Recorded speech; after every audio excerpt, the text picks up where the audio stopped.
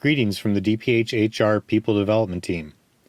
In this micro video, we will discuss the anatomy of the PPAR form, the Performance Planning and Appraisal Report form, to help you understand what information should go in which section by when. What is a PPAR? A Performance Planning and Appraisal Report, or PPAR, is a yearly contract between manager and employee about 1. A performance plan that the employee and manager will collaboratively develop at the start of a fiscal year and revise as needed throughout the year as priorities evolve, and 2. A performance appraisal an employee will receive at the end of a fiscal year based on their work on the plan, with year-round constructive feedback and support from their manager. In short, PPAR has two sections, Plan and Appraise. These are both core management elements. PPAR has historically been misunderstood at DPH. Often managers focus on appraising their employees without focusing on what they will be appraised on, the plan. So let's briefly discuss each section in the PPAR form. What does each section mean? When should it be completed? By whom? And how to make PPAR an effective and year-round performance management tool. Please note that ZSFG has a separate PPAR form. A lot of information discussed here will apply to the ZSFG PPAR, but reach out to us if you have questions about the ZSFG PPAR sections. DPH PPAR has 6 key sections and is outlined here.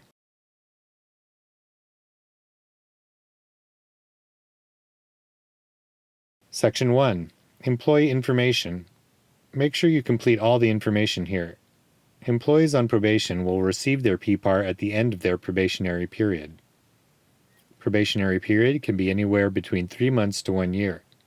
Check employee's MOU. Review period should be either from July 1st to June 30th or the probationary period. Let's discuss the performance plan sections. Managers should complete the performance plan sections at the beginning of each fiscal year. But if you didn't complete one at the beginning of the fiscal year, don't worry, you can always complete one for the new fiscal year. First, identify your employee's primary, secondary, and professional development duties. Next, complete the remaining lines by choosing the most important duties that your employee performs based on the job description at sfdhr.org. To find your employee's job duties, go to www.sfdhr.org, Classification and Compensation tab. Here you'll find a generic description about each job type's important and essential duties. You don't have to add everything here in the job description section. Pick the ones that your employee will be working primarily on. Next, let's talk about the performance plan section on key objectives. This section is confusing for managers and employees alike. Here's a simple way of completing it. Take a funnel approach, big to small, and divide goals into 4 parts. 1. Departmental goal. 2. Team goal. 3. Individual goal related to work. 4. Individual goal related to professional development. Now, either ask your director for a departmental goal or develop a large primary goal for your employee, something that reflects their key project for the fiscal year. Team goal can be a large team-wide project that many or all members of your team may be working on. And individual goals can be divided into work goal and professional development goal. To define these goals, ask 2 questions. What do you want your employee to improve or expand upon? What new skills do you or your employee want to learn to improve or diversify their performance? For a goal to be meaningful, develop it collaboratively with your staff. Use SMARTY goals: specific, measurable, attainable, relevant, time-based, inclusive, and equitable. Here's an example of these 4 goals from our team.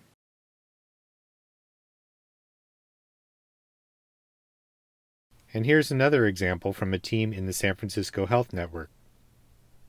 Note that each goal type should be SMART. Avoid large abstract goals that are difficult to attain or measure. Now let's jump to the Learning and Development Plan. This plan should include all required city training and/or mandatory DPH trainings based on employees' job class and location. These can be clinical or administrative or leadership training requirements. It should also include trainings for employees' professional development. Please review the list of mandatory citywide and DPH HR trainings, which can be found on the DPH HR Resource Centers section on HR resources for the DPH managers and supervisors. Add mandatory trainings that apply to your employee to this L&D planning section. Please note that for fiscal year 2021, all employees are required to complete 4 hours of equity learning requirement. Each division's equity lead should specify what trainings will qualify for this requirement. What we discussed thus far should be completed by the manager in collaboration with each employee at the start of a fiscal year. We hope you will use the tips above to develop a performance plan for your employees for fiscal year 2021. Now let's move from planning to appraisal. The performance appraisal should be completed, signed, and submitted by September 30th. As you sit down to appraise your employee, you will first provide short comments about the employee's performance in sections 2, 3, and 4. Next, you will score their performance and provide detailed comments. The appraisal has 3 sections, A, B, and C.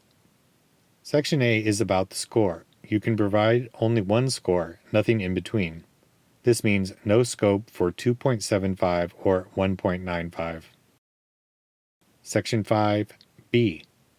This is the comment section. Comments should be about the employee's overall performance, not trivial things or one-off performance lapses. Jot down detailed comments that explain the performance score. You can highlight that the employee is a 2 right now but swiftly moving towards a 3. Highlight employees' contributions, initiative, punctuality, areas for growth and improvement, plans for next year. Please do not mention protected leaves, and if you have questions about what kind of a leave your employee is or was on, contact the leaves team. Do not discuss disciplinary issues or actions in the PPAR, but you can discuss that the employee has received feedback and resources from you to improve a specific performance issue, and that you are excited to see them grow and improve in the future. Let's talk about signatures now. Who needs to sign what by when? There is one signature section for each phase of the performance management process: planning, mid-year review, and end-of-year report. HR does not require a reviewer signature. Check with your division head if they need one. A reviewer is the manager's manager. Even if you don't sign Section A and B, please note that Section D and E are most important and should be complete before you submit this form to HR. If employee refuses to sign, indicate that towards end of Section E. This summarizes the anatomy of the PPAR form.